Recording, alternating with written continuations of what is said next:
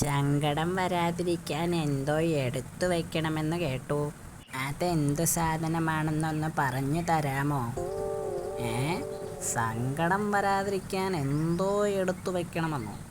ആരാ ഇത് പറഞ്ഞത്? എൻ്റെ അപ്പൂപ്പനാ. ഞാൻ കല്ലിൽ തട്ടി മറിഞ്ഞു വീണ് കിടന്ന് കരയുമ്പോഴാ അപ്പൂപ്പൻ അത് പറഞ്ഞത്. സങ്കടം വരാതിരിക്കാൻ സൂക്ഷിച്ചെടുത്തു വെക്കണമെന്നാ പറഞ്ഞത്. എന്താ എടുത്തു വെക്കേണ്ടതെന്ന് അപ്പൂപ്പനോട് തന്നെ ചോദിച്ചില്ലേ?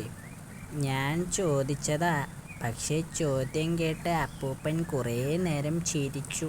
എന്നിട്ട് പറഞ്ഞു വേറെ ആരോടെങ്കിലും ചോദിക്കാൻ. നിങ്ങൾ വേറെ ആരെങ്കിലും ആണല്ലോ, അതാ ഞാൻ ചോദിച്ചത്. ഞാനൊന്ന് ആലോചിക്കട്ടെ. എടുത്തു വച്ചാൽ സങ്കടം മാറും. അതെന്തു കുന്തം? ദേ വേറൊരാൾ വരുന്നു, അങ്ങേരോട് ചോദിക്കാം.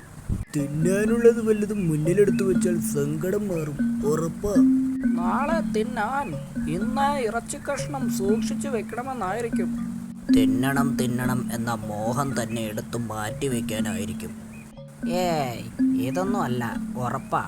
ഞാനൊന്ന് നടന്ന് ആലോചിച്ചിട്ട് വരാം. എനിക്ക് മനസ്സിലായില്ലെന്ന് ഈ പയ്യൻ അറിഞ്ഞാൽ നാണക്കേടാ. ഇവൻ്റെ അപ്പൂപ്പനോട് തന്നെ ചോദിക്കാം. എന്തോ സൂക്ഷിച്ചെടുത്തു വയ്ക്കാൻ മോനോട് പറഞ്ഞെന്ന് കേട്ടല്ലോ. അവനൊരു മണ്ടനാണ്. താനും അങ്ങനെ ആയാലോ?